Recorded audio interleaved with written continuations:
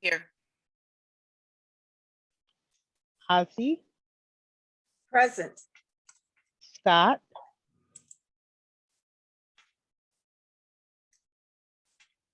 Here. I'm muted. Sorry. Terry, Present. Dale, Present. and Lila. Present. And I believe those are we did definitely have quorum, but those are the members that I see present. If I Okay. missed someone, I don't think I missed anyone. So, okay. All right, well, thank you.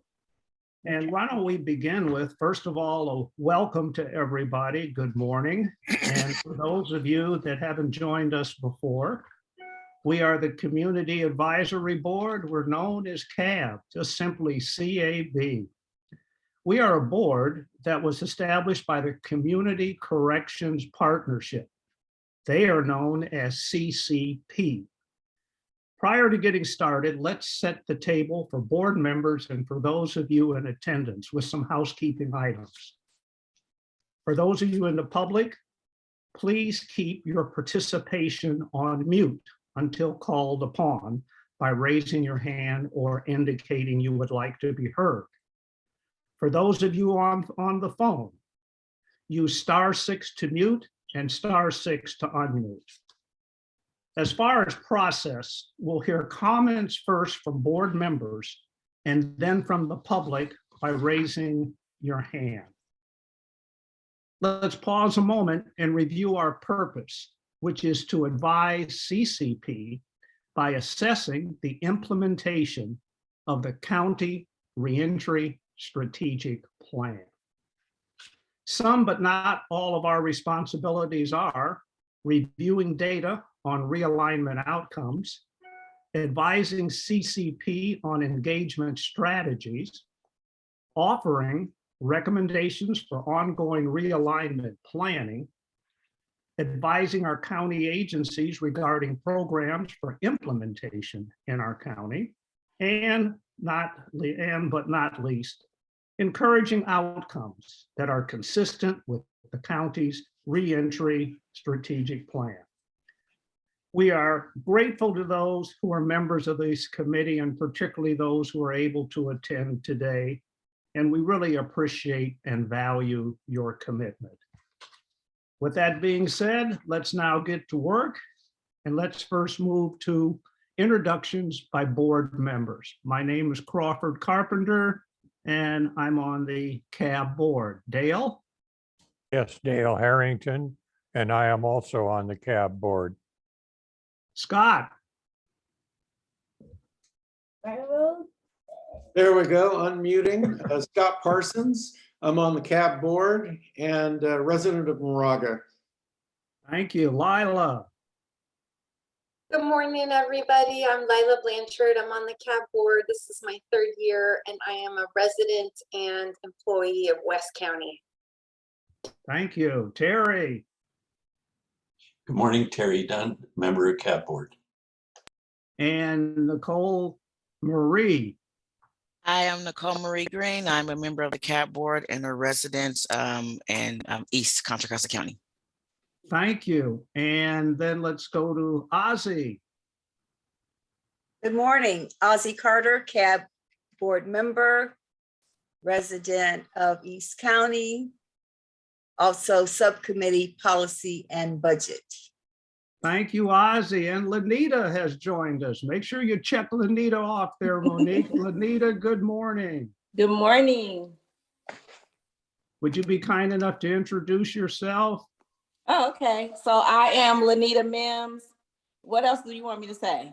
I'm a That's part of- good enough. Okay. I'm sorry I'm late. That's all right, Lanita. And are there any other, well, we have a new member that's joined us. Joel, would you be kind enough to introduce yourself, sir? Yes, sir. Can you hear me okay? Yes, we can. All right, perfect. Well, my name is Joel Nicholson Shanks. I'm the Student Success and Onboarding Manager at Contra Costa College, and this is my first meeting, but I'm happy to be here. And we're happy to have you. New blood, new blood. We're so pleased to have it. Crawford Let's McKinney now- is here also. Oh, Nakenya, please, Nakenya. Please introduce yourself. Good morning, everyone. I am Nakenya, and I have been a member of CAB for almost a year now. Nakenya is modest, a little more than a year, Nakenya. Anybody else that we might have missed? Okay, staff, are there any staff members? Maybe we could start with Jill. Hi there, Jill Ray with the Office of Supervisor Candace Anderson. Thank you. Patrice. Hi, good morning, everyone. Patrice Guillory with the Office of Reentry and Justice. And Monique. Good morning. I'm Monique Tate. I am with the Office of Reentry Justice also. Okay, now my screen, I can't see everybody. Is there anybody else from one of the district offices of any of our supervisors or staff or county, etc.? Would you be kind enough to introduce yourself? I'm Jamie Jeanette. I'm with Health, Housing, and Homeless Services and trying to increase my understanding and knowledge of this universe. Well, thank you. Anyone else? Jana Evans, Contra Costa County Office of Education, the Game Plan for Success program working inside the 3 county jails. Great, so nice to have you with us. Next, anyone else? Daryl Coachman, excuse me, Daryl Coachman, Game Plan for Success. Partners with Jana, Reentry Employment Specialist. Thank you. Susan Woodhouse from the Public Defender's Office. I'm part of the Holistic Intervention Partnership Program, the HIP program. Thank you. Anyone else? So that we can move forward, if there's anyone else, please introduce yourself in the chat. We would appreciate that. And next, are there any announcements that anyone would like to make? From the board or staff, etc. Yes, Lila. Not to disappoint, I have a couple of announcements, and one of them is that at our Rubicon office, I work for Rubicon Programs, we have an employment coach opening that we are working to fill. So folks who love assisting with creating resumes, getting prepped for interviews, connecting with employers out in the community, we are looking to fill that position. And thanks, folks, for being a great source of sharing information and passing things on. We have made some headway with some of our open positions. The other announcement that I have is that we will be having our stepping stone ceremony, and everyone on this call is cordially invited. I will put that information in the chat. That's going to be on June 24th at 9 a.m. and I'll put the link in information there, and that is a celebration of our Richmond, Concord, and Antioch sites for comprehensive services. And thank you all. Well, thank you, Lila. Is there any other individual that has an announcement? Yes, good morning, everyone. I'm Charles Brown. I'm with the Workforce Development Board of Contra Costa County. And we, in partnership with Rubicon Programs Workforce Services, is hosting our 2022 Contra Costa Spring Career Fair event on Tuesday, June 28th, between the hours of 1 to 4 p.m. here at our Concord AJCC Career Center. I have sent it out to our AB 109 partners, but I just wanted to verbally make the announcement, Crawford, since you gave us the opportunity to make announcements. Well, Charles, you're always welcome. Keep it up and keep attending, and thank you, sir. Thank you. Is there anybody else? Okay, moving now to item number 2 on our agenda. Is there any public comment, again, public comment, on any item under the jurisdiction of the Community Advisory Board, but not on this agenda? Any public comment? And Monique, would you be kind enough to assist me? I can only see 1, 2, 3, 4, 5, 6, 7, 8. I can only see 10 screens here. Yes, I don't see any hands raised. Okay, we don't want to forget anyone. Again, let me repeat that. Is there public comment on any item under the jurisdiction of the Community Advisory Board and not on this agenda? Going once, going twice, we'll move to the next item. The next agenda item is item number 3, which is the approval of our records of action on May the 12th from our general meeting. Everyone has received this, and my assumption is that everybody's had a chance to review those minutes. So we'll give you another minute or so, and then after that, we will move on for hopefully a motion to approve. So let's give everybody about a minute or so here. I'll set the clock. And then after that, we'll move to some other action.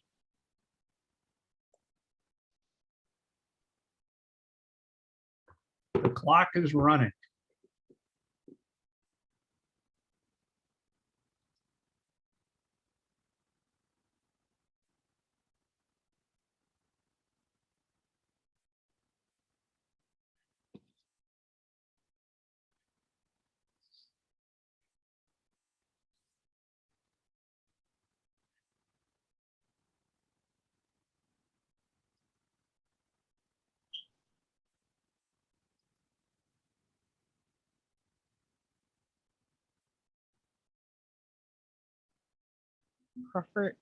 Crawford Dale has his hand raised. Yes, Dale, Yeah, I move to approve the minutes. is there a second? This is Nicole, I second. Is there any discussion by the board? Is there any public comment regarding the minutes? Monique, would you be kind enough to call the vote? Absolutely.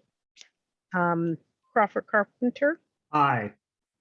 Nicole Green, Aye. Ozzy Carter, Aye.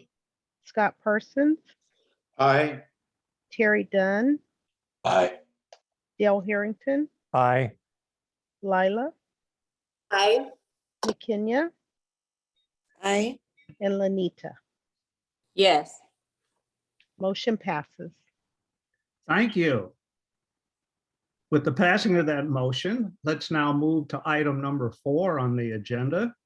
And we're pleased today to have a presentation, I guess it's entitled the District Attorney's Neighborhood Restorative Partnership Program.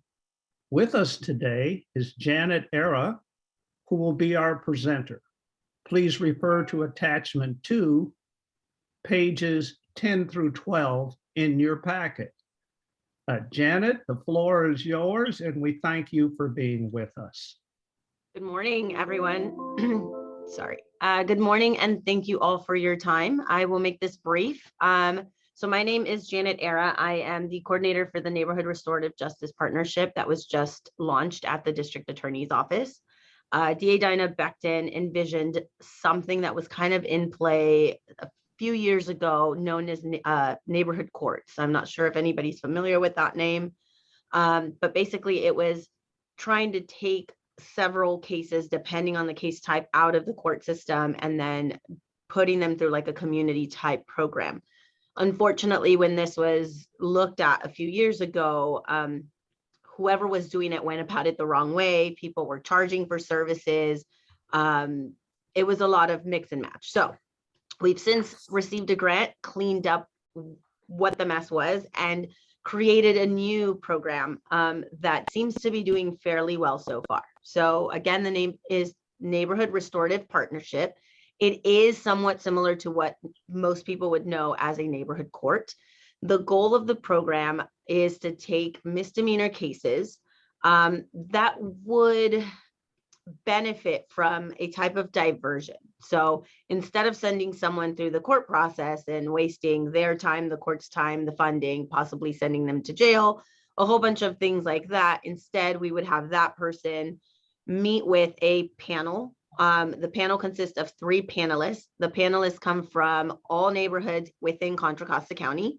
So let's say, for instance, we have a person out in West County who found themselves in a situation they would not otherwise be in for, except that bad moment, right? So now Janet stole some food out of a mom and pop shop. She thought that was her last resort. So instead of sending Janet to county jail or through the court system and all that fun stuff, Janet would meet with the panel. So that would be 3 people from West County because that's where she resides. Those 3 people, community members, would then hear her case. And then the mom and pop shop could send a representative as well and say, hey, this is how what you did affected us. This is what we think should happen in order to restore us to whole. And then these are the services as a whole we're all going to come up with to get Janet those resources she needs in order for her to progress and not end up in this situation again. So it's an all-around type victim-centered. So we do want to make the victims whole. We do want to make the community that was affected whole. But we also want to provide that otherwise defendant, in this case, they would be participants.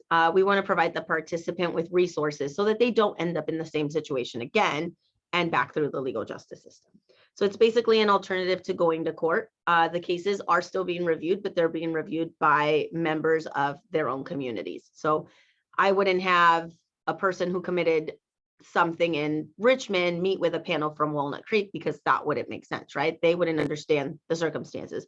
The other way around. It's basically all of it in a nutshell. I know it's pretty quick. I'm happy to answer any questions if anybody has any. Questions, please. Lanita, up your hand, Lanita.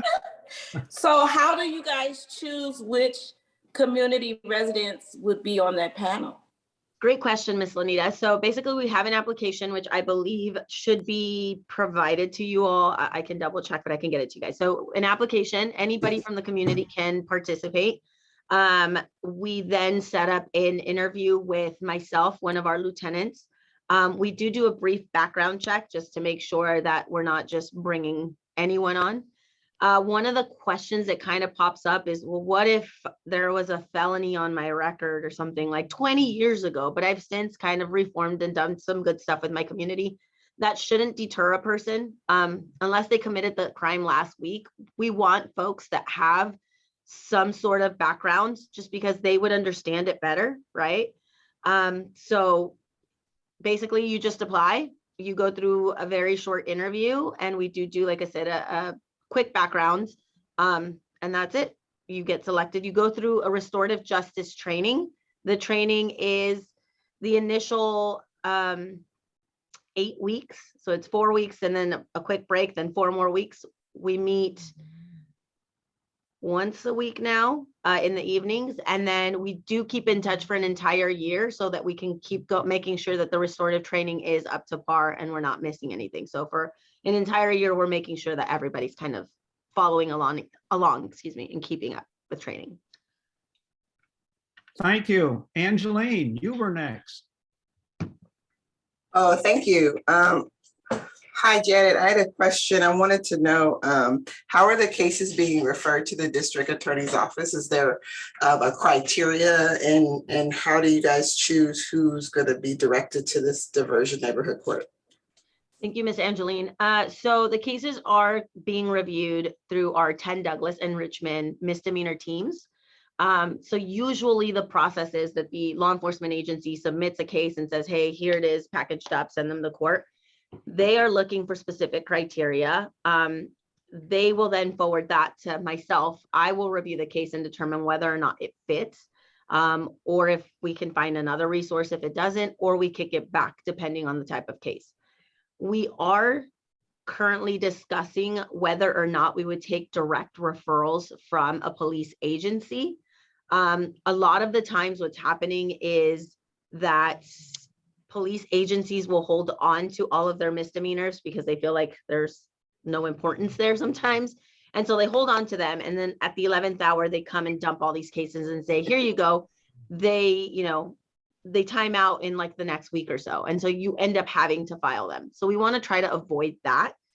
So there is discussion that we might just take direct referrals from police agencies. That's not been set yet. One of the things I failed to mention, and you just reminded me now, is when the case comes through, these people have not been officially charged. So it's not anywhere on their rap sheet. Nothing's happened. So I get a hold of them first. Once we determine that they're going to be a success in the program, that they're going to benefit from this program, then we have them go through the process. The only time it'll reflect on their record is if they don't complete the program. Let's say they're just like, you know what, forget it. It's a waste of my time. I don't want to do this. And they dump it. Then the case gets referred back to our filing teams and they do get filed with the court. Or if a person just declines overall and says, I don't want to do this program. So we put them through the regular process. But initially they are not charged. Thank you. The next hand, let me see in order. Dale? They don't have a rap sheet, but I would assume that let's say they complete the program. Is their name somehow recorded someplace? So I do keep track of the cases that we review, and the purpose for that is so that I can keep statistics to see how successful or how not successful the program is going to be. So we do keep a record. These records are kept, even though I'm a representative of the DA's office, they're kept separate from everyone else and from all other units. These panels are private panels. And so what we don't want is for them to either feel like they can't say, like, I was in this terrible situation and these are the reasons why I did what we did. Sometimes that stuff can be incriminating. So what we don't want is for somebody to later use that against them if they don't succeed in the program. So they are private panels, they're kept secret, but I have control of all of the records to make sure that we can track services and what's worked, what doesn't work. I myself am not present within the panel to give them privacy. They don't need a DA face in there and then they don't feel comfortable saying what they need to say. So if a person comes through a second time, then are they treated differently? We're working on that process now. So the goal is that this person takes full responsibility for what they've done. That's why, again, they're private and they're going to talk about things that might, be self-incriminating. So the goal is to make sure that they don't come back through the program. If it's somebody who's a frequent flyer and let's say it's a drug type case and we provided services, maybe we didn't provide the services they needed. Maybe we gave them anger management for whatever reason, but what they really needed was drug treatment. And maybe they needed an in-house drug treatment versus a check-in every so often. So we will go back and reevaluate and make sure that it wasn't something that we didn't address properly, that we somehow missed. But if it's somebody who's just like, this is kind of what I do, I'm going to keep going back and forth, and that's somebody that we probably wouldn't put through again. Wonderful. Thank you. Of course. Thank you, Dale. And Jill, I notice you're next in the queue. Your floor. Yeah, thank you so much. So I'm curious about the applicants who sit on the panel. Is it voluntary? Yes. So there's no compensation, nothing. Correct. They are just like a juror, right? Jurors get paid, sorry. So no, these panelists are volunteers. They do not get paid anything. They're just doing it out of the kindness of their hearts. It is a time commitment. I like to tell people, they're like, oh, well, the training's not that bad. It's only, X amount of hours. And then no, it's a time commitment. And our team, our initial panelists didn't realize it until now. What was interesting was a couple of them were like, well, I can commit X amount of hours. And then when they started doing it and they met with their first participant, they were like, oh my God, I want to put this person in touch with these resources. And I think this is a great idea for that person. And they just started getting so involved that they made it a bigger commitment than they needed to.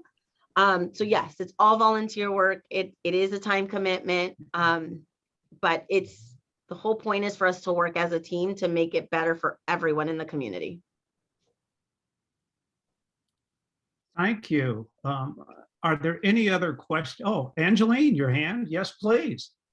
Thank you. Hey, Janet, I just wanted to know if you could share a little bit, like how how was the program marketed to either like community service providers, county service providers, or like faith-based service providers in Contra Costa County, so that when the panel is referring folks, they're kind of aware, or they have some understanding of what the neighborhood community courts were? Excuse me. That's a great question. So it has and it hasn't. So the reason I say it has is because DA Dinah Becton is very proud of this program and she wants it to take off. And so she's been sharing the idea for several months now. I want to say back late last year, she was sharing this idea. I like to joke and say that the plane was being built while we were flying it. And so they gave me this task as one person and they said, here are the cases, and I'm not joking, these are all cases. Here are the cases. This is what we want. Can you build this?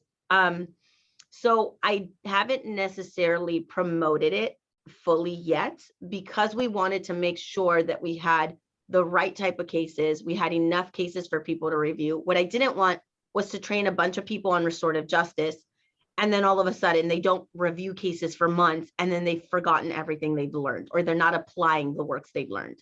So we haven't fully promoted. We are working on that. It's still a work in progress, but it has in fact launched. Thank you. I don't have any more questions. It's very exciting. It's very, I want to know more, but I will sit on my other questions because I remember it being talked about a few years ago and was really excited to hear about it. So I'm happy that it's starting to come together. My contact information should be out here. If anybody has any questions or you just want to set up a time and say, hey, these are the resources we have. Do you want to consider these resources?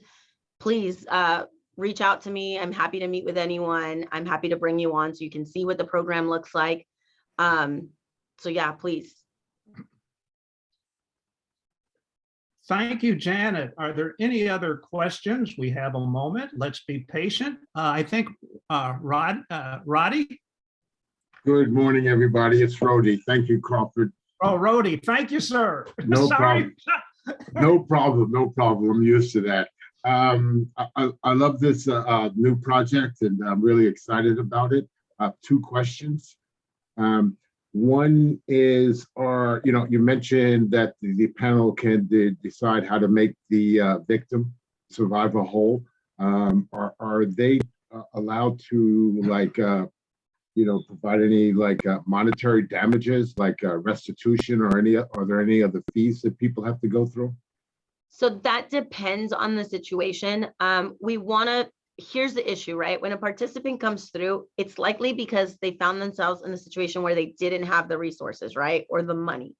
So what we're not doing is charging them fees to attend classes or attend programs or anything like that. There will possibly be fees associated if, for instance, the situation was that they broke a neighbor's window. Well, you probably have to pay to get your neighbor's window fixed. Unless that neighbor sits down and says, you know what, I don't want to cause you more heartache and have to fix this, but you can come work for me and, mow my lawn for the next, 3 months, and that'll pay off what I'm going to pay to get the window repaired. Right. So the whole point of this is to use that restorative approach and have the participant, which is what we would typically call a defendant, the victim who was affected, and the community members within that community to say, as a team, what's the best outcome for all of us? How are we going to restore that person who was victimized, but how are we going to help this other person who did it not end up here again? And how are like, for instance, if it's somebody who's tagging on walls, like that affects your community, right? That's going to bring down the prices of your homes, maybe, because somebody might think that it's not that great of an area if there's tagging all over the place. So again, it's case by case. It's not that one size fits all court, type situation where you go to court and the judge says, this is the type of crime, this is the type of punishment. It's very much adjustable. And then again, the resources, that's where all of you come in. It's like, this person might benefit from this person might not benefit from that. So just kind of working together. Thanks, and appreciate that. And the other question had to do with eligibility for the panel. Is that pretty much explained like in the document that Patrice shared with everybody? Like, you know, what they're looking for in panel members, and then the other part of that is, are these neighborhood courts going to be done in the evening or during the day? So to the first question, I believe I provided her with some, and I think she just added our website information on there. So again, it's just as long as you live within Contra Costa County, we kind of played with the idea of somebody who works in Contra Costa County, but that might limit it to the people or participants who affected like a type of business. So like business owners or anything like that. But primarily we're looking for people who reside in Contra Costa County. No crimes within the last few months. If it's something that somebody did 20 plus years ago and they've since, you know, kind of switched things around a little bit, that's somebody we would consider somebody who wants to be a part of their community, somebody who wants to make a difference. So it's open. It's anybody who wants to do it. And then your next question was, like, when are the panels going to be held? And during evenings, during the day? So right now we started our initial ones in the evening because the 2 participants that we put through do have day jobs. We don't want that to be affected. You know, how many times do we pull people to come to court and then court doesn't go? So we're trying to avoid that process. So right now we're doing it in the evenings via Zoom to make that convenient as well. In the future, we do want to do it in person. We're still looking for locations. So if anybody has ideas, we're open to those for different locations. We don't want to host them at the DA's office. We don't want to give them that vibe of it's still very law enforcement-ish. We're trying to remove that a little bit. So yeah, mostly in the evenings, mostly via Zoom for starters. And then hopefully when we grow a little, we can do it in person. Thank you. I love the idea. Thank you. I appreciate that. Are there any, Jill, I see your hand up. I think Lila's before me. Thank you. I think my hand blends into my colorful black background there. Okay. Thank you so much, Jeannie, for coming and for presenting on this. This is really exciting. I just had a couple follow-up questions. One is, any plans to grow staffing? It sounds like right now you're doing everything, and I'm wondering if there will be a social worker or you know, more support to come around you in the future. And the other question is, you know, what happens if the victim becomes dissatisfied in the process? What's the recourse and what's the response with the program in that instance? So staffing wise, it is in a sense a one-man show because we don't have enough cases that are going through quickly enough. So for now, I'm the one. I do have the full support of my chief. I have the full support of, you know, Dinah, and then our second in command, Simon. So it's moving. The goal is to bring on more people, but I think we want to grow the program enough to justify bringing on another person. So we want to make sure that we have our funding is going to resources provided to the participants and not just whoever's doing the background stuff, right? But it is coming. And then as to what happens if a victim is not satisfied. So victims are given the option, right? And it says, hey, you can be present for this. You can send a letter if you don't want to be physically present. You can send a surrogate on your behalf to represent you. And the whole point is that everybody works together in that situation to where everybody walks out somewhat pleased with the solution. If we can't come down to a solution, that's where I would kind of get involved when I said I wasn't present for it. And I'd check as to why that person's not happy with the outcome. What is not being addressed? Because it's usually that, right? It's everybody thinks everybody's gotten it all out, but they've kept something in that they haven't shared yet. And that's what we want to get to the root of. So far, the 2 participants we've had, everybody's been very happy with the outcome. And I will be the first to tell you, I was like, there's no way in the world you can get all these people in a room and everybody be okay. But they were. It was very interesting to say that it took a different spin than I thought it would take. So, but I like the idea of a possible social worker being part of it. I didn't consider that at all. So thank you for that. Are there any other questions? Oh, yeah, I have a question. So there we go. Yeah, I'm concerned with the statement that you're considering direct law enforcement referrals, because I know quite a few of our community courts. You know, I know there was some controversy with some of them that were paid, but quite a few of our law enforcement agencies relied on their community courts to really divert people away from the crimes and away from being incarcerated. And so I'm concerned that we've taken that tool away from them and we're not replacing it with another tool to help them divert at the local level people away from the criminal justice system.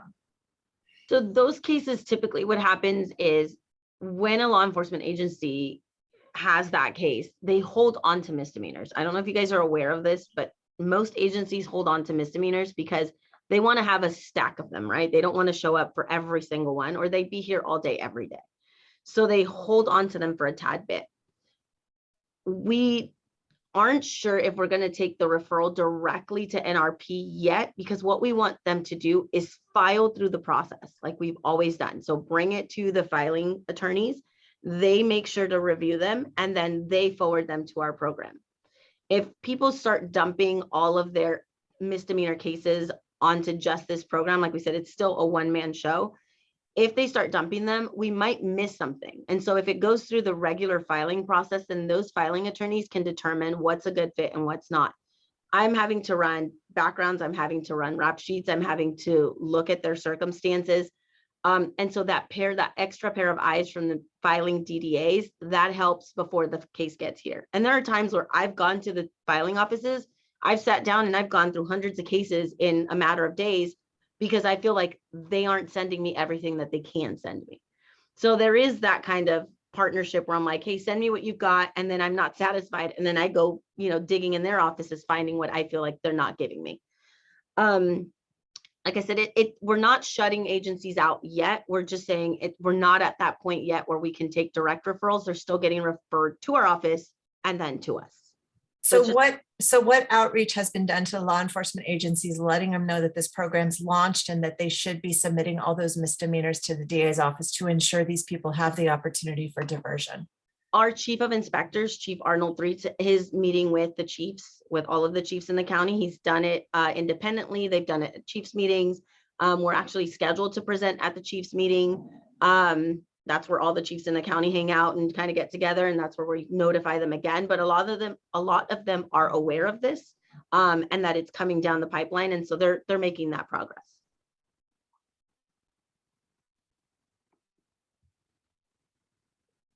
Are there any other questions? Let's go around once here. Let's make sure we don't forget anyone. I don't believe we have. Janet, thank you to you personally, to your office, and for what you're attempting to do. We've really appreciated the presentation, and thank you. And you're always welcome to come and visit with us. Thank you. Thank you, Mr. Carpenter. I will put my information in the chat box just in case if anybody has any questions, or like I said, wants to come check out the program or visit, please do reach out. I'm happy to chat with anyone. Thank you all for your time. Many thanks. Bye-bye. Moving now to the next agenda item. The next agenda item is to discuss our subcommittee appointments, and primarily a chair for OCEC. Please refer to attachment 3, page 13 of your packet. Could you pull that particular page up, Monique, so our members here, I think we just passed it. There we go. Please note here, OCEC. With the OCEC membership at 5, it's now time for me to step aside as the temporary chair and for the committee to consider a permanent chair. Are there any nominations from the committee members or the board at large? OCEC committee members can also step up by self-nominating if they desire. So let me throw this out to the board as well as to the OCEC committee. Are there any nominations for the chair of outreach and community engagement? Oh boy, crickets. Let's then go to, are there any potential nominations from the CAB board in general? All right, then I guess the ball's back in my court then. With that being said, I would like to nominate Scott Parsons as chair of OCEC. Is there a second? Nicole, I'll second it. There has been a second. May we have any discussion from the board? Crawford, if I can interject, I think Lanita had her hand up, but then quickly put it down. I don't know if you wanted to. Oh, I'm so sorry. I didn't see it on my, Lanita, please. Yeah, I was gonna ask, it says that there's a chair and then recorder. So is the chair and the recorder the same person? Kind of, but not really. I've just been doing it so that we would have continuity, but generally either Mark Thomas or myself would record. Okay, thank you. And now that you mentioned it, we're always welcome if you'd like to step up and be the recorder. Thank you so very much. No, that's the part I didn't want. I was just going to ask that, Crawford, too. I was going to say, well, since she said something. No, that's the part I didn't want. I was gonna say I would be the chair, but I don't want to do the recording part. So. Okay. Is there any discussion from the board? Again, I can't see a complete screen, so if someone could help me, Monique. I don't see any hands raised at this time. Oh, I tried to raise my hand. Okay. I guess that didn't happen. Hi, this is Terry. So on the two other committees, the recorder job is separate from the chair. I'm wondering whether we might consider doing that for this committee to make it more attractive. And I also want to hear Scott's voice about his interest. Okay, why don't we first start with the interest by Scott, and then we'll come to or move to the recorder, if we could. Scott, is there interest on your part? There is, and thank you for asking. Thank you, Terry, for thinking that. This is a committee. There's two committees that interest me, and this was my number one engagement. And in terms of creating interest throughout the county for our CAB and recruiting and selecting people to come be a part of the CAB is something that I'm happy to take a lead on and be a part of. And the only, when it was kind of mentioned, or asked if I had an interest in it, in a year, I'm about to take the leadership role of my Rotary Club in Lafayette. And I would not be able to do this for multiple years, but for the next year, I would be very happy to take the lead, continue with the good work that Crawford has done there and others, and maybe add a little bit over the next 365 days that make this even more attractive to volunteers in our county. Thank you, Scott. Are there any other questions or any other discussion from the board? Go ahead. Oh, yes, please. Go ahead, Terry. So Scott, it's great to hear of your interest. So Lanita's expressed interest, you've expressed interest, and I'm just, there's multiple roles on the committee.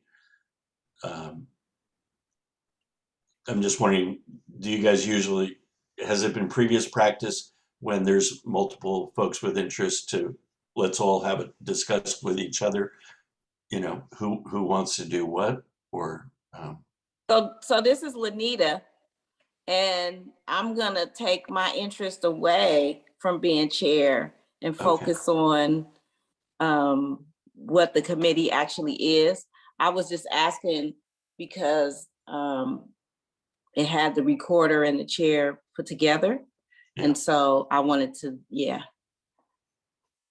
maybe after Scott. So I think that's a good point that was just raised. Terry brought it up, and I didn't see chair and recorder side by side when I looked at it, and I think that that's worthy of some further discussion because it's hard to chair and record, right? Definitely.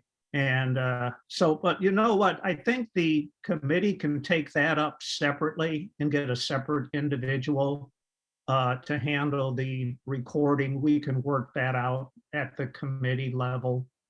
And maybe now let's just focus on getting a chair so you can get rid of me and you can move forward and do what you have to do.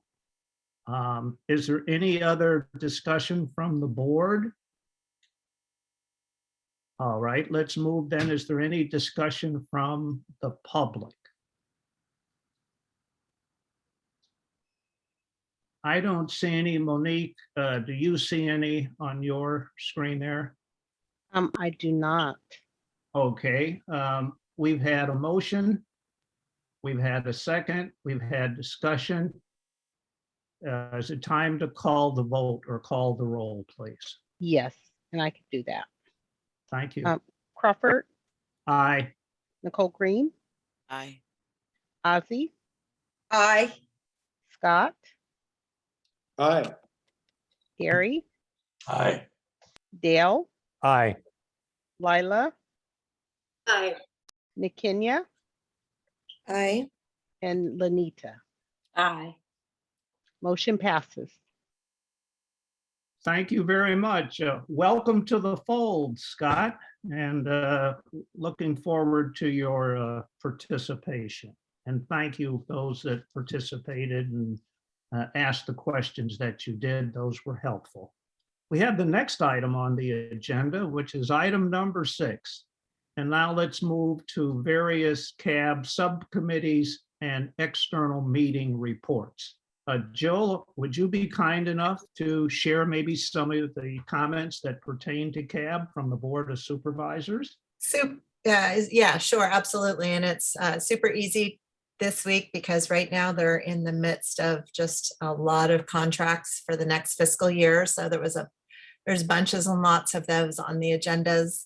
And then a variety of things that really have nothing to do with CAB or CCP on the agenda, but they did continue hybrid meetings going forward and gave specific direction to county council to come up with parameters for our advisory bodies. And so those parameters have been released to county staff, those staff that staff all the various advisory bodies to help them understand how to move forward in this new hybrid world that we're in. So those will be shared, and it really pertains to those meetings that want to go back in person and to allow for a hybrid component for any in-person meetings. So nothing's changed for those meetings that are staying virtual. It's still going forward as is. So that concludes my report. And thank you, Jill. Appreciate you devoting your time to assisting us. The next item, item B, is the report from the PPC meetings. Scott Parsons. Thank you, Crawford. And for the benefit of maybe any citizens that have signed on with us, the Public Protection Committee was established by the Board of Supervisors to examine and make recommendations on issues related to public protection services provided through the county's criminal justice, fire protection, emergency services, and animal service programs. I serve as a CAB member as our liaison to that group. And that group has 2 primary members, Supervisor Federal Glover of District 5 and Supervisor Candace Anderson of District 2. They meet regularly, and this report is for the meeting of May 23 that occurred at 10:30 a.m. in the morning. Two significant agenda items worthy of reporting at this point, and that was agenda item number 4 and agenda item number 6. Number 4 was consider receiving an update on regular reporting by the Sheriff's Office on the actions of other counties regarding sheriff's oversight and provide direction to staff as needed. So this item has been on multiple agenda items with this group, and there's been discussion dating back to the February 22 meeting, the April 22 meeting, and this one that I'm reporting back on. The meeting on the 23rd was attended by both Sheriff David Livingston and Under Sheriff Michael Caston.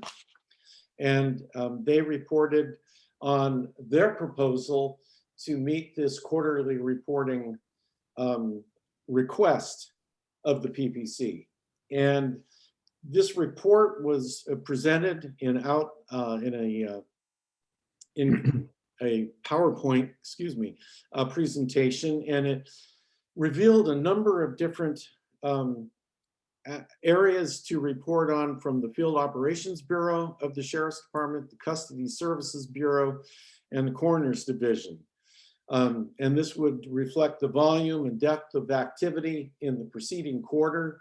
And this would be done in a public forum so that the public could ask questions, make comments, and bring the Sheriff's Department and the Board of Supervisors into a more transparent relationship with each other and with the public on these key items. Supervisor Anderson asked the sheriff if there was a chance of having statistics on their interactions with ICE. And though the sheriff indicated he reports those in a different forum, he'd be happy to do it in this forum as well. CAO, County Administrator Nino, asked if there could also be a line item covering eviction orders that the sheriff enforces that come from the court. And there was no resistance whatsoever, and the sheriff and undersheriff were happy to include those in the report. If I had been other than a liaison person in that meeting, I would also say, wow, wouldn't it be cool to also have the hate crimes unit statistics for that quarter be also a part of the report so that people could get a true sense of statistics around that. So it's still at work in play, and it's been referred to the greater board. A part of this was to also have an accounting of other sheriff's departments and counties within the state of California that have some level of reporting and oversight. And Sacramento, Sonoma, Santa Clara, Santa Cruz, and San Francisco have some form of oversight. And I have attached for the people in this call the documents, 3 source documents that you can take a look at. One of them that covers this line item here as well, and speaks to oversight authority. Public comment ranged from one individual that felt this really wasn't necessary, but yet supportive, to some that had some concern that it fell short of the level of transparency and accountability that a true oversight would give, and would fall short of building the trust that's necessary between law enforcement and the community. Those comments were received, and I'm sure will be a part of the overall report to the Board of Supervisors in full session.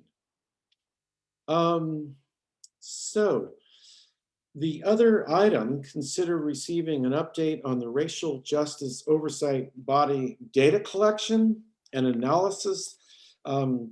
This item is still in the discussion stages. And I'm not as familiar with all of the history, but I guess what ORJ at one point came under the CAO, if I understand correctly. And in it coming, and this requirement coming over to probation, it was felt that there may be a conflict of interest because probation is actually an allied law enforcement agency that would be processing the statistics from other law enforcement agencies.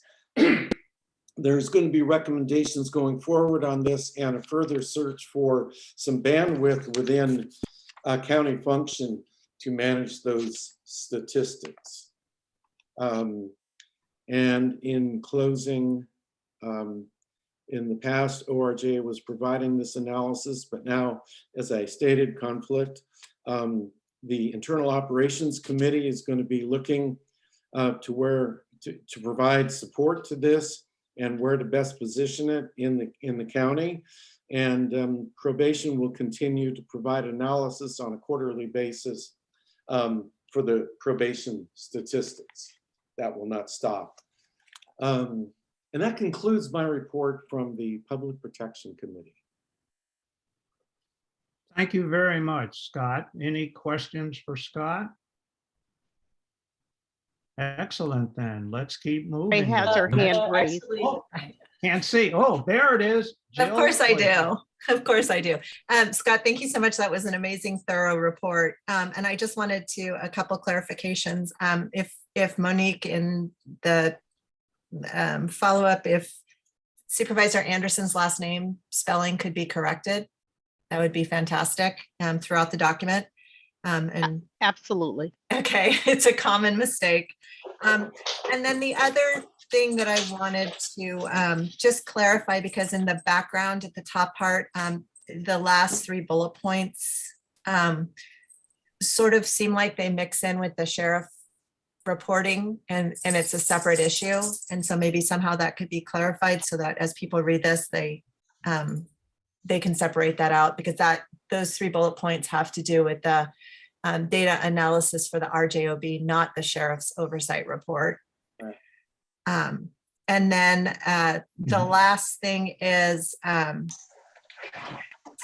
in the second page of the notes, the last bullet point says the next steps recommendation discussed during the meeting will be brought to the next Board of Supervisors meeting.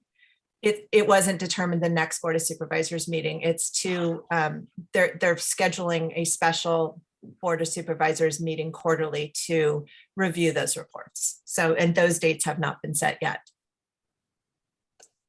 So thank you so much. Thank you, Jill. Those are good comments, Crawford. Should I work with Nicole when she gets back to reconstruct that so that it's more accurate? I would suggest that you do get with her or Monique and get that cleaned up. Will do. Thank you, sir. There's another hand. I can see this on my screen. I need some help, Monique. I see Terry Dunn. Terry Dunn, please. Yeah, thanks for that report, Scott. I actually have a more general question on these report forms from outside committees. I don't see a place on those forms that indicates who the attending person or author of the report is. Is that marked somewhere? Or if not, could that be added? I don't think it's marked on there, but we can add that. Okay, thank you. Are there any other questions? I can only see what, 1, 2, 3, I can only see 7 on my screen.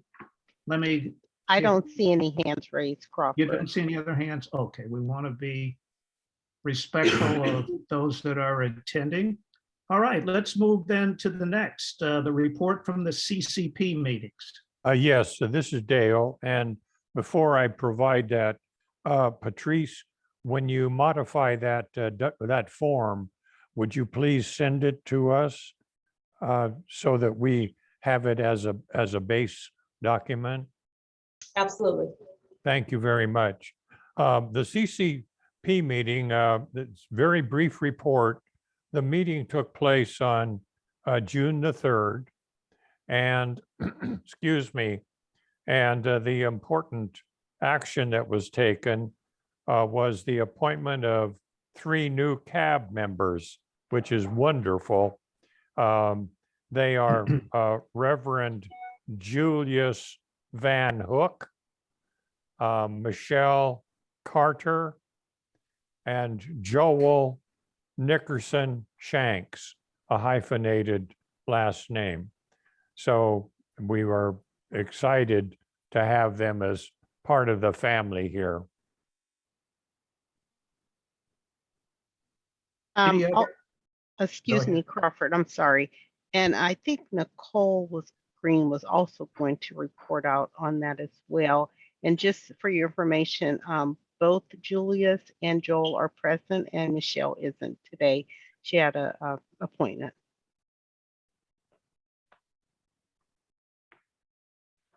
I am here. Okay.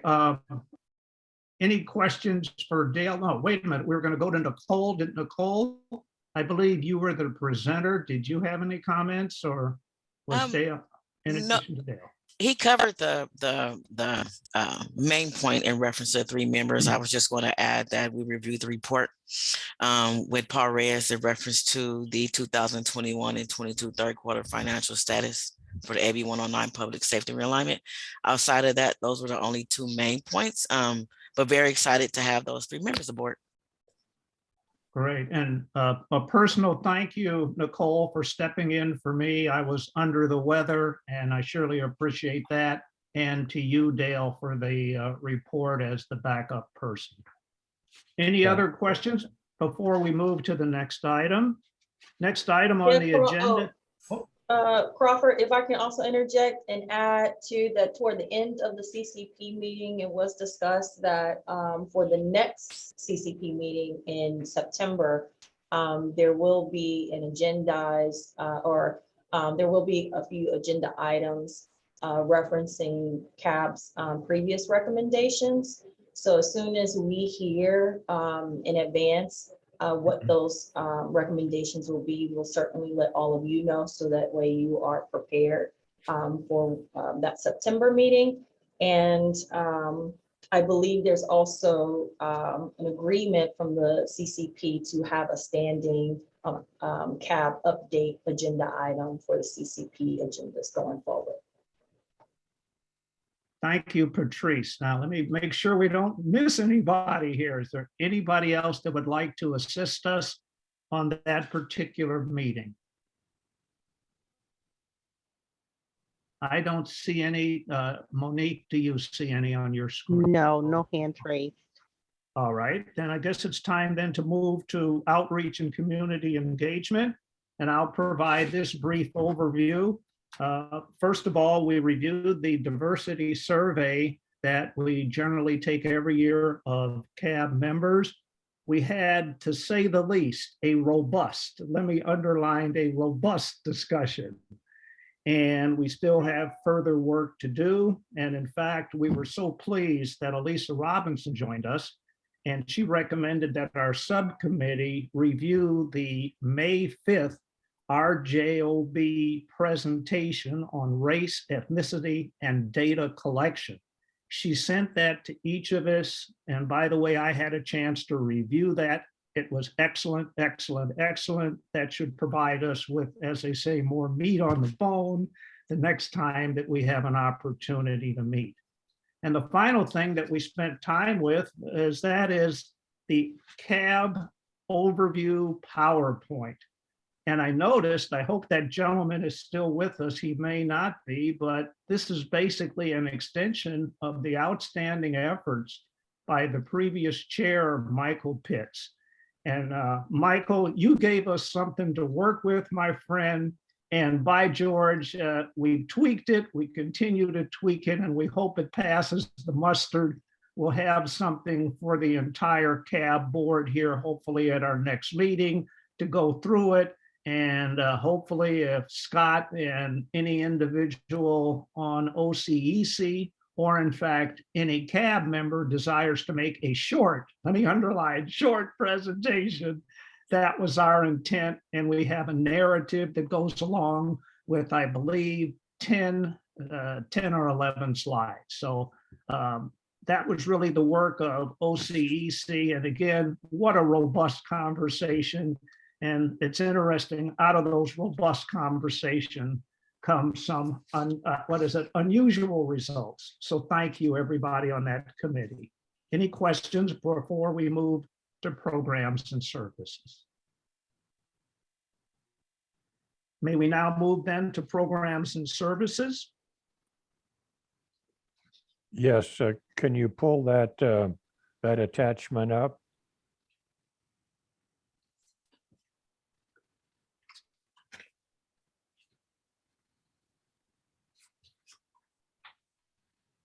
Yeah, thank you. Yeah, as you can see, it's quite an extensive report here, and I don't want to take up valuable time in going through everything here. If you could enlarge that a little bit, please, and then maybe just, maybe just very slowly move down so that everyone can read the information.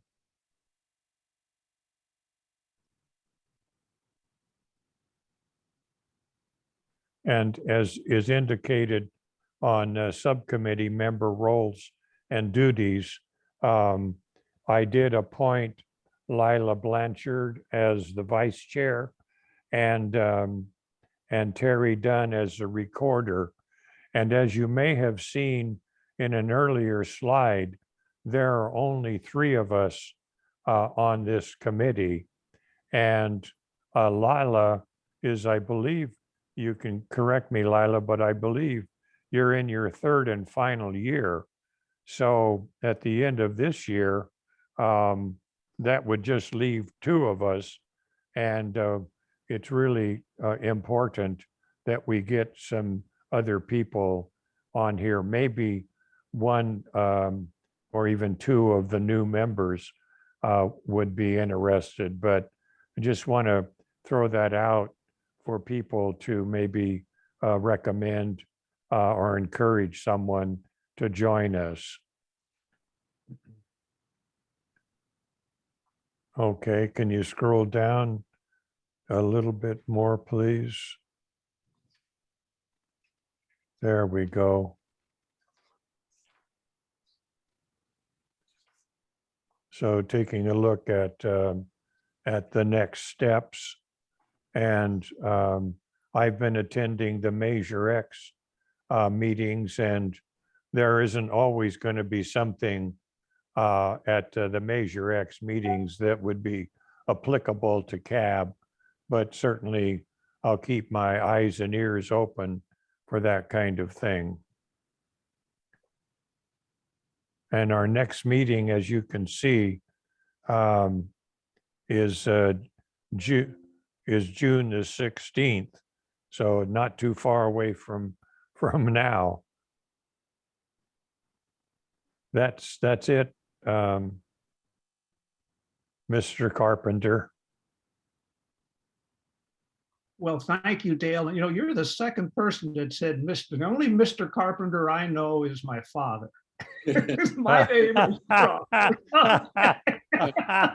Well, maybe I should say Master Carpenter, because oh my Lord. I know in the old days the younger one was called Master. I don't know why, but yeah.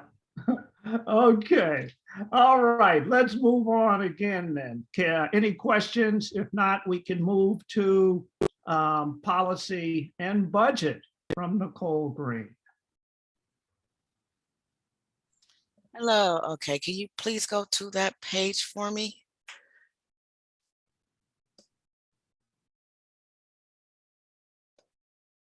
Just want to make sure that. Okay. So we had a very great meeting. I won't go in great detail, but some highlights from our meeting. Of course, we approved our minutes from our last meeting. the biggest highlight is right now we're reviewing the documents for the budget.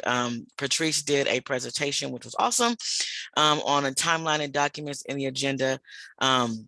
In reference to previous year budgets and what we are to do. We reviewed our work plan in progress. We're still in the process of reviewing and approving some items. And then Ozzy presented on AODS and our JOB meeting. Right now, our next steps is we're looking to have Dr. Susan present. She's from behavioral health, to put the input on some gaps in services and supports for folks that's dealing with mental health. We're also in the process of reviewing last year's policy recommendations and budgets to start working on our timeline, and creation of the budget. We will add in a standing agenda item to review our JOB and AOD advisory board and other meetings attended. And our last next step is our work plan will be included in the next agenda, as will the quarter report. The quarter report is to review for spending patterns at the end of last year and share questions and thoughts. Let's see. We do have an action item. If you could scroll down for me a little bit, please. That we wanted to bring to full CAB is discuss a presentation of CalAIM to understand how funding may intersect with our work. So we wanted to, again, bring this to full CAB to see if that was an option to have the presentation be presented here.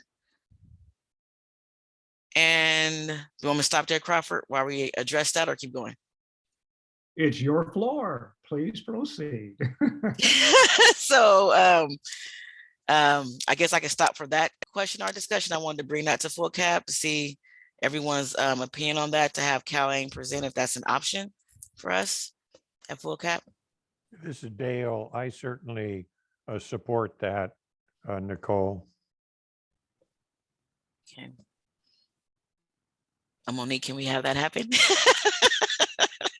At our next agenda meeting, Nicole, let's put it on the agenda. Yes. And guess what? Let's make it happen. It's gonna happen. Okay. And an important date.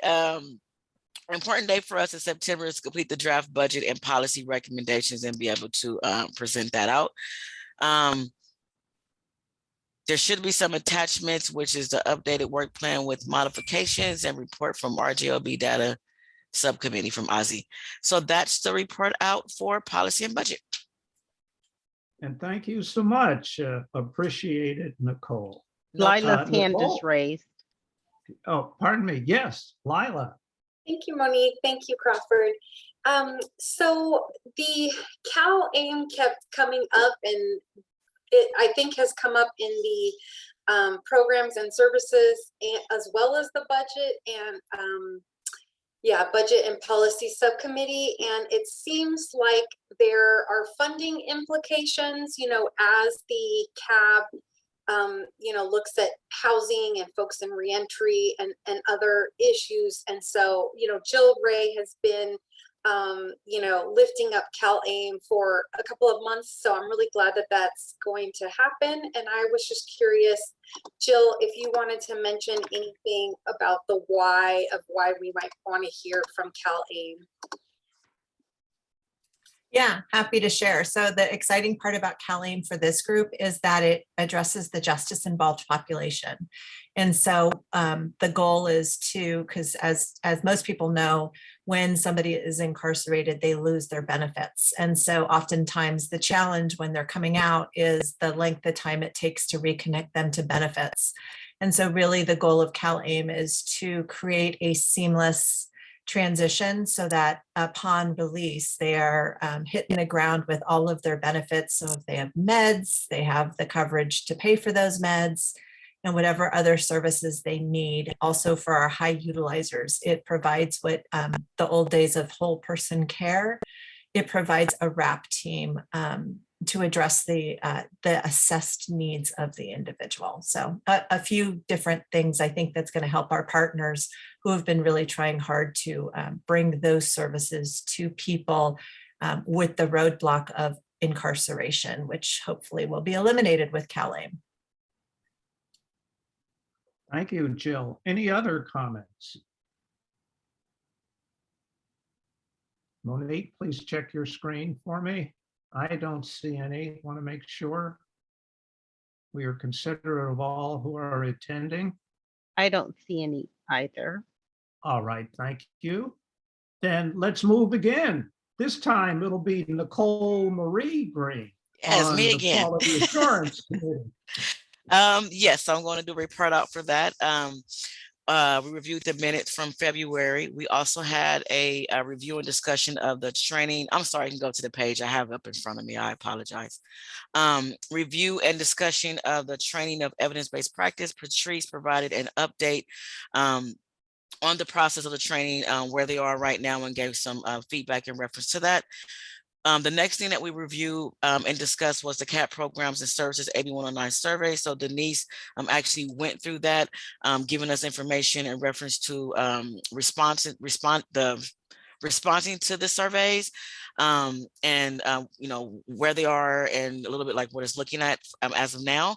And then we also looked at adults, trends, and reentry report outline and discussion. So a lot of great information, especially around the training of evidence-based practice and the survey. So there are no requests right now for full CAB or important dates to point out. And that's it. Any questions for Nicole Marie Green? Any questions?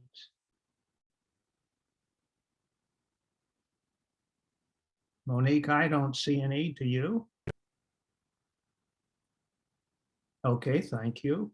Let's move then to the next item on our agenda, which is the report from the Council of Homelessness and Lila. Blanchard, she'll provide us a recap of that particular meeting. Floor is yours, Lila.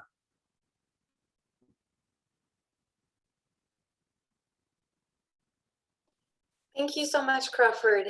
Yes, and thank you for pulling that up too, Monique. I appreciate that. I liked how Scott gave a little overview of what this body is doing. And so this has been an appointed body by the Board of Supervisors to provide advice and input on the operations of homeless services, program operations, and program development efforts in Contra Costa County. So I think we just have 4 highlights from that meeting. And the first was sharing of the website for Continuum of Care with Coordinated Entry System, and lifting up 211, which is the main resource for folks who are experiencing homelessness to call or to log on.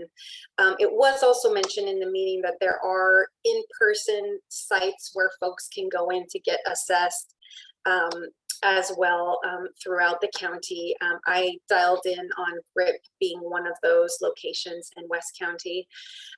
There is a monitoring that's happening that's being finalized, and resources should be coming in July for the council, the COC. And there's some money coming down from the state that's not coming through the Continuum of Care, which is COC, and the homelessness service providers within the county. And so this board wants to ensure that that funding gets utilized and invested in the places that most need it within the county. And then the last point from that meeting was that there was a recommendation approved by the Board of Supervisors to encourage interdepartmental collaborations to facilitate accomplishing the regional plan of action goal of reducing unsheltered homelessness by 75% by 2024. So I know that homeless difficulty in obtaining housing has come up in the CAB in a number of spaces, and so I wanted to share that goal that the COC has and that was approved by the Board of Supervisors. Any questions or anything that anyone would like to add?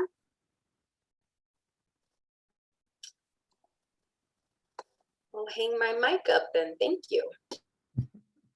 Well, thank you, Lila. Thank you, everyone, for the report outs. We appreciate it. Well, we're coming down to the 11th hour, so to speak, but maybe before we sign off here, Again, I want to give a special thanks and appreciation to our new board members. And just so pleased that you could join us, and in particular, Reverend Van Hook. Thank you, sir. And again, thank you to Joel Nickerson Shanks. Thank you. The other lady, Michelle, we just got a notice for crying out loud. She's under the weather. So we wish her well from a health standpoint. But Reverend Van Hook and Joel Nickerson Shanks, we're going to really look to you for input, for guidance, for assistance, and hopefully we're all about mentoring each other. We can all learn from each other, so we welcome you to the fold and thank you again. So with that being said, thanks to Crawford, all of Jill has her hand raised. I'm sorry. Oh, can't see it. Oh, yes, Jill. All right, and just piggybacking a little bit back on the report from the Council on Homelessness, I just did want to, and Jamie put her little message in chat, Jamie Jeanette from H3 is here, and I didn't know if she just wanted to say a little bit about perhaps their work with the incarcerated population and addressing those needs. I know there's a great lot of work at the COC level on the underserved populations, and perhaps, and I don't want to put her on the spot, but I know she is the woman of all information when it comes to H3. So I'm hoping she'll say a few words. Let's make time for her, please. Thank you, Jill. Hi, everyone. Yes, I'm Jamie Jeanette. I'm with Health, Housing, and Homeless Services, staff to the Council on Homelessness, also community engagement liaison. So I'm in a lot of places, and I know about this much about a bunch of stuff.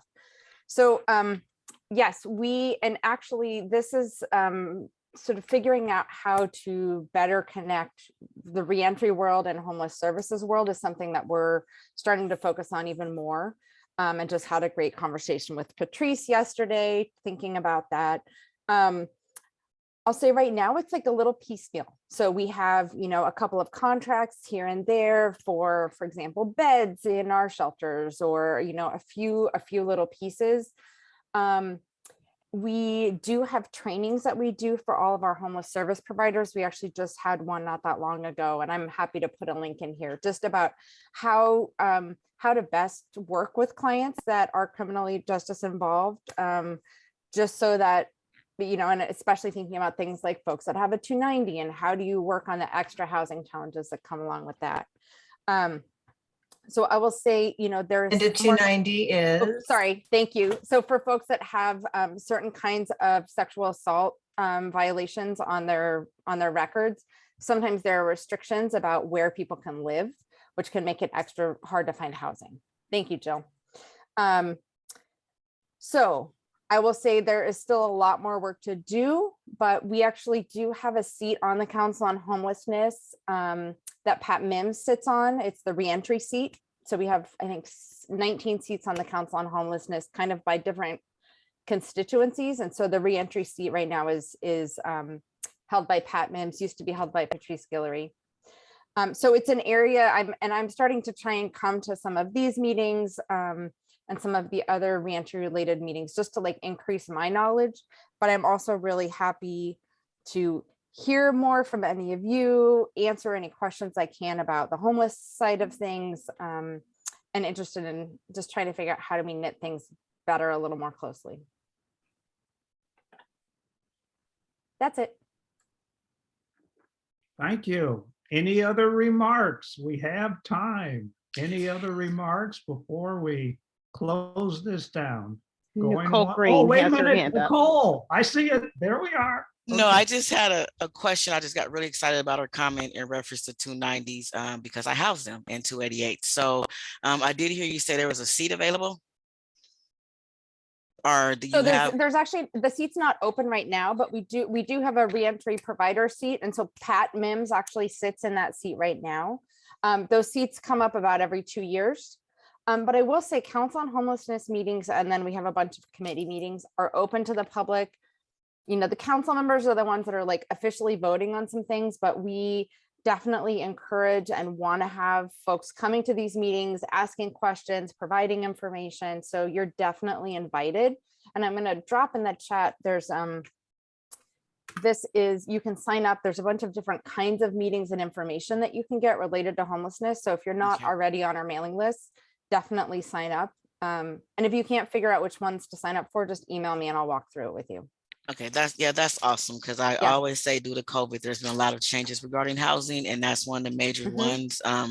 Also, there's more, we're not just focusing on those with low-level crimes anymore. For example, I have a lot of individuals that have it's different type of crime. So it's been difficult. It's been a difficult role, but it's been a little good in reference to housing those individuals. And right now it's just educating landlords and trying to get them to understand, that it's okay to house and just get out there advocating for them. So I'm going to go sign up. I would love to bring some ideas. So thank you. Excellent. And I'm also available as a resource. Like if you're working with an agency that wants to just kind of get like the basic 101 about homeless services and how to connect people and all that, I'm really happy to come do that for 15 minutes, for an hour, whatever is most useful. I would love to. I'm at sheltering. I usually talk to Shelby. Great. Good. Yes. So she's my colleague. Okay. Awesome. Yep. We're on the same team. Okay. Thank you. Any other comments? Hey, we're on a roll here. Any other comments now? We have time. There's no need to rush. Well, thank you. Well, again, then, if there aren't any other comments, thank you to all that have attended and to the board members. We really appreciate your time commitment, because during these times, this is tough. This is difficult. We appreciate you showing up. We appreciate your engagement. So thank you until July the 14th at 10 o'clock. Be well. Thank you. Thank you. Bye. Goodbye, everyone.